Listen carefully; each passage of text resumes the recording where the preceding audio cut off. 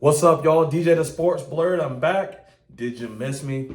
It's been several days since I put a video up. I've been really busy with work and everything like that. Some of you guys know I do work in finance, so if you guys have been keeping up with finance, it's been very crazy. But forget all that. Today we're here talking about college football, something that I absolutely love to talk about, okay? We're going to be talking about Ohio State, and we're going to be talking about Michigan. We have two freight trains, right? One over here being Michigan, one over here being Ohio State. They're getting ready to stampede, and they're getting ready to run into one another. Forgot my camera here. Give me a second. Let me set this bad boy up. All right. So if you're a fan of college sports, if you like talking about Ohio State, if you like talking about Michigan, whichever, please feel free to go ahead and subscribe to my channel. I really appreciate you guys so far. I'm trying to talk and set a microphone up at the same time, so I apologize about that. But let's go ahead and get into it. All right, hit that subscribe button first. So Ohio State, as you guys know, they're coming off of a 56-14 victory versus IU, Indiana. Not a lot to talk about in this video, with that game. CJ Stroud played a decent game considering, the standards that he's been, put up for himself. 17 for 28, 297 yards, 5 touchdowns, and 83.1 QBR. I mean, flawless. He did what he had to do versus IU.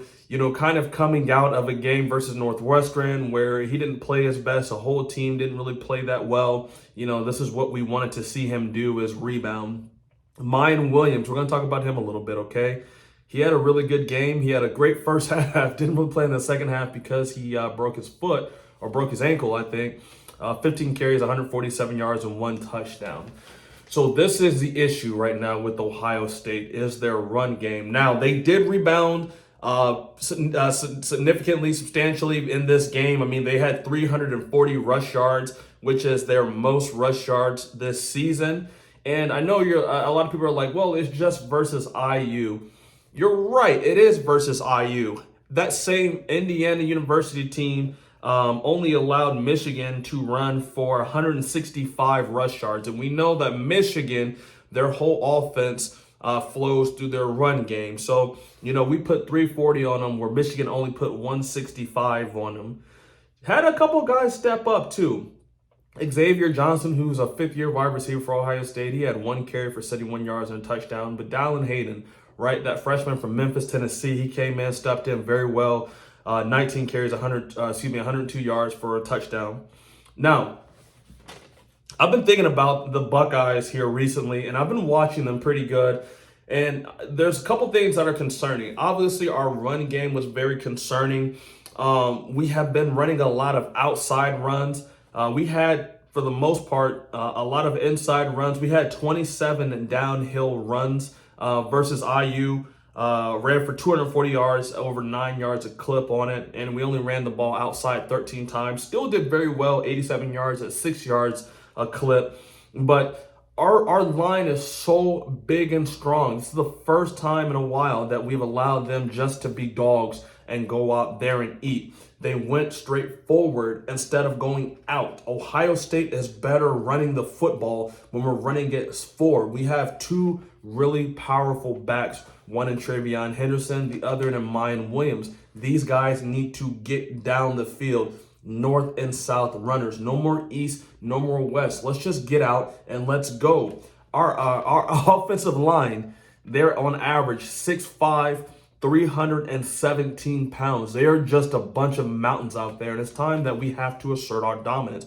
One thing that I like about Michigan, you know what they're going to do, but you can't stop them. Now, that might be because their competition they play to suck, but, we're not going to hold that against them. But, again, they've been dominating at the line of scrimmage. They've been pushing guys out of Blake Corum's way, so by the time he gets the ball 3, 4, 5 yards off the field, he hasn't even been touched. That's what we have to do. So, look very good versus Indiana. Take it with a grain of salt. That is just IU. But going forward, that's what we like to see. Going back, our pass game. Our pass game is starting to now look a little predictable. It's becoming the Marvin Harrison Jr. show, okay? He had 7 receptions for 135 yards and a touchdown. Now, Am I doubting that he's great? Absolutely not. He is phenomenal. He is probably the best wide receiver on our team. That even includes Jackson Smith and Jigba, okay? I hope that we get Jackson Smith and Jigba back for the game. That just gives us one more weapon to play with and operate at max capacity. Looks like our guys have been going down.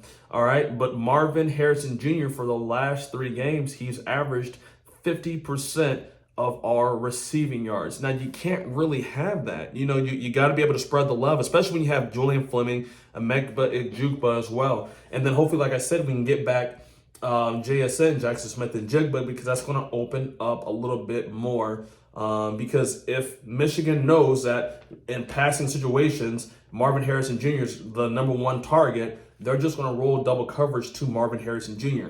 And when you have lesser competition, Indiana, Northwestern, even to a lesser extent, Penn State, you can get away with just eyeing Marvin Harrison Jr.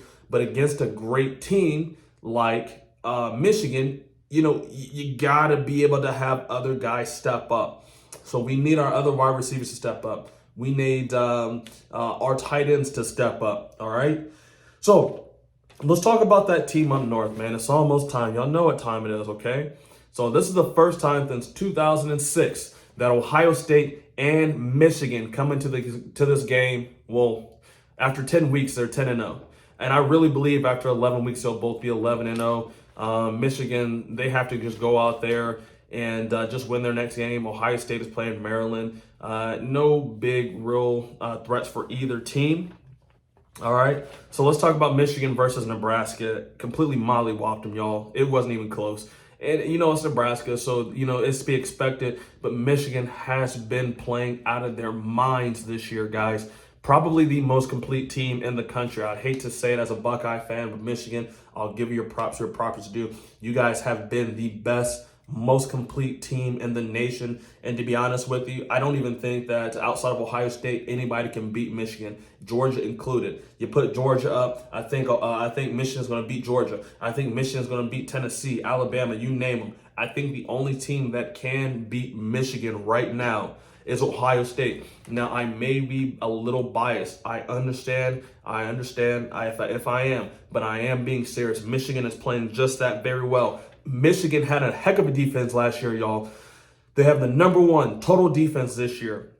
They're only allowing 233 yards a game. They also have the #1 scoring defense this year, letting up about 11.2 points a game. Now, Ohio State's defense is right there with them. Where Michigan has the #1 total defense, Ohio State has the #7 total defense. Where Michigan has the #1 scoring defense, Ohio State has the #1 scoring defense, only allowing 15.6 points a game. Now, this Ohio State-Michigan game is going to come down to one thing, okay? Can Michigan's pass defense, which is ranked #4, stand up to Ohio State's passing offense? Now, Ohio State averages almost 300 yards a game through the air, okay? You guys know what their bread and butter is. But they have not gone against a passing defense like Michigan. And to Ohio State's credit, Michigan has not played an offense like Ohio State. The two best teams that Michigan has played, Penn State, their offense was okay, not great. They ended up smoking Penn State 41-17 in a game that it wasn't really that close. And then the second best offensive team that Michigan has played has probably been Maryland. Now, Maryland actually was going toe-to-toe with Michigan. Granted, it was early in the season, but the Michigan Wolverines barely pulled that game out. It was 31-24. Tua Tagovailoa's little brother, he was wheeling and dealing. The only reason that Maryland lost that game is because they made some young mistakes that Michigan took advantage of. So had they not made those hard-headed, boneheaded mistakes, I do think Michigan loses that game. And to be honest with you, Michigan still has not played anybody this year, y'all. And I don't mean to hate on them.